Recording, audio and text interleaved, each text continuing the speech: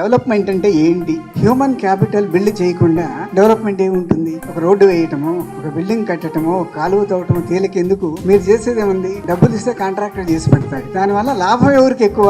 మనం అనుకుంటాం మనకి చాలా లాభం అని. యాక్చువల్ గా ఆ డెవలప్మెంట్ చేస్తే పాలకులకు కాంట్రాక్టర్లకు వెళ్ళిందంటే వాళ్ళకి చాలా లాభం కదా. అటువంటి లాభం వచ్చేటటువంటి పనులు మానుకుని లాభం రానటువంటివి కష్టతరమైనటువంటి పనులు ఎందుకు చేస్తున్నారు అనేది ఒకసారి మనం ఆలోచించుకోవాలి. ఎందుకంటే ఛాలెంజింగ్ థింగ్స్ చేయగలిగినప్పుడే నిజమైనటువంటి అభివృద్ధి ఉంటుంది. ప్రజలు కోరుకున్నది చేయగలిగినప్పుడే మనం సరైనటువంటి పరిపాలన చేసిన వాళ్ళం అవుతామనే ఉద్దేశం ఉన్న వాళ్ళే కష్టమైన పనులు చేస్తారు. ఇటువంటి డెవలప్మెంట్ చేయటం వల్లే డెవలప్మెంట్ జరిగింది అని చెప్పి మనకు ఈ రోజు నేషనల్ స్టాటిస్టిక్స్ ప్రూవ్ చేస్తూ ఉన్నాయి. మన పావర్టీ హెడ్ కౌంట్ రేషియో అంట 2015-16 11.77% ఉంది. గత సంవత్సరానికి 4.19% తగ్గిపోయింది. అది డెవలప్మెంట్ కాదా?